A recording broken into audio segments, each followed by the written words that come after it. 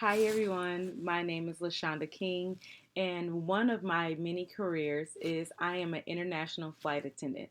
June 1st is actually International Flight Attendants Day, so I'm happy to share a little bit about my career with you all.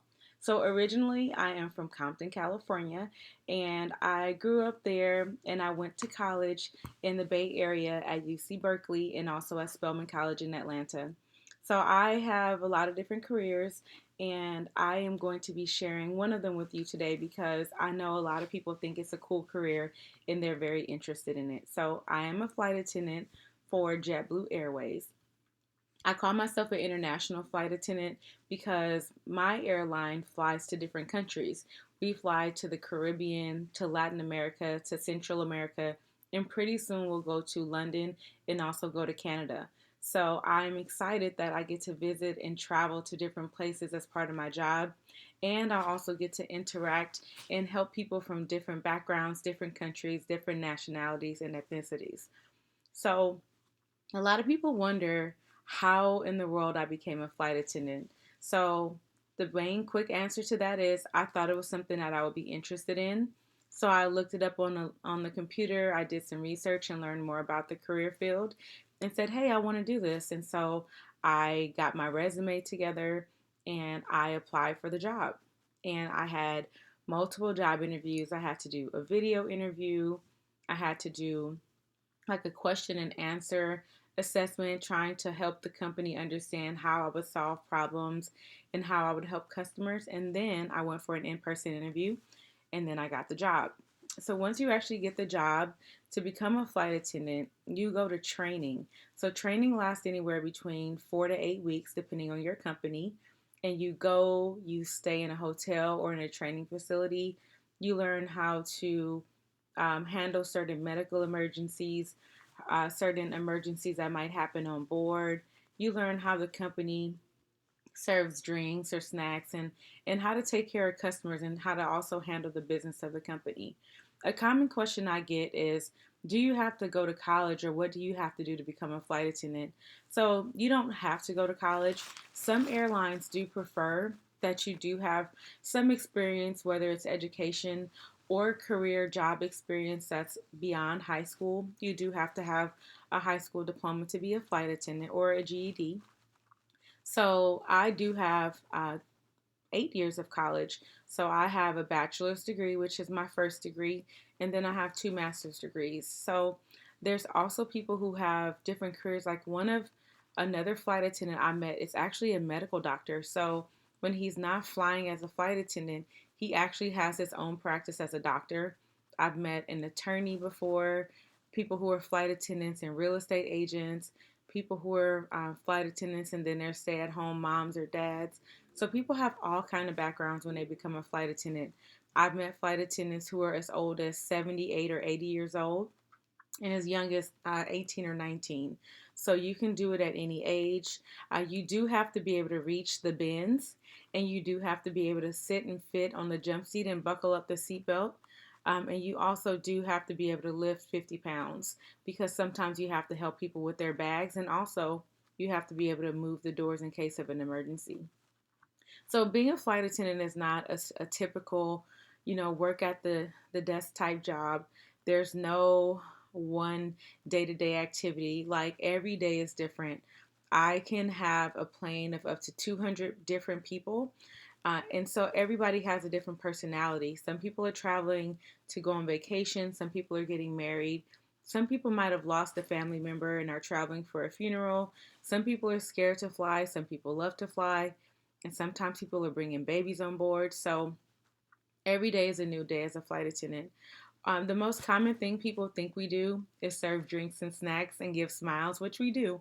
However, the most important aspect of our job is being able to be leaders and take care of the aircraft at all times. Because if you think about it, you are 35,000 feet in the air, and the flight attendants are the people who manage the cabin and make sure everyone is safe. So if somebody has a medical emergency on board, they stop breathing, they have a heart attack, a woman is pregnant and goes into labor, flight attendants have to help out with those things. So we are trained in the service, which is the drinks and snacks, but we are actually first aid, CPR, and AED certified. So we learn how to treat and help basic medical injuries and different medical conditions on board. Also, we're not firefighters, but we have learned how to put out small fires on the airplane. We have to learn basic self defense strategies in case a passenger tries to hurt someone else on the plane, or also get into the flight deck where the pilots are. I do think that you have to be able to work and deal with a variety of different people to be a flight attendant. You don't have to be like the most people person, but you do interact with people a lot. One skill that you need to have in being a flight attendant is flexibility, because you never know what your schedule is going to say. You can think like you're going to take one trip and do one thing, and something can happen. Like one time I was going from Cancun back to LAX, and something was wrong with one of the engines. So, just so you know, planes can fly with one engine perfectly fine. So, if something happens to one engine, the plane can still fly. But the pilot wanted to be safe to make sure we were okay. So, we actually had to stop and go to El Paso, Texas instead of LA. And so, of course, that makes people worried. We don't have all the answers because we're not flying the plane, but we have to be very empathetic. We have to be good listeners. We have to keep people calm. We have to pay attention, and we have to know our rules and our handbook. So if you're thinking about what type of technology you need to become a flight attendant, you're going to need to learn how to operate like an iPad or a cell phone or something like that, which I think most of you probably already know how to do. You do have to have good reading and comprehension skills, because the FAA, which is the Federal Aviation Administration, has a lot of rules and regulations to keep us safe. And as a flight attendant, you need to know your FAA regulations as well as what your company needs for your passengers and yourself to be safe. So you do have to read, you do have to remember, you do have to do a little bit of math, but not a whole bunch of math. You don't have any math tests or anything like that to become a flight attendant. But it is something that you will be able to need to calculate basic stuff. You need to make sure that you have all your emergency equipment, and sometimes you have to count, different things like that, but it's not very heavy on like math or writing or anything like that. Um, to get into the field, you do need to have a background in like a customer service field or a safety related field, because on the plane, you are doing customer service, but your top priority is making sure that you, your crew, and the passengers are safe on the plane. We work with a lot of different people. We work with the customers. We work with each other. We work with pilots. We work with our gate agents. We work with the ramp or the ground operations people. We have different people that come on board to give us food and drinks called catering, and people who come to clean. So you really have to be a good people person, and deal with different people. Also, a good skill that you can bring is if you're bilingual. So sometimes when we fly to certain countries, like if we fly to the Dominican Republic, or if we fly to Cuba, or somewhere, let's say that is Spanish speaking, we have to have at least one flight attendant on board who is proficient or a native speaker of that language. So having a bilingual background could also be an important and added benefit in being a flight attendant, because you might be more marketable to certain companies who fly to those countries. So there are some flight attendants who only fly in the US. There are some who fly internationally. Sometimes you start with a smaller airline, and then called a regional airline, and then work your way up into larger airlines that are called mainline airlines.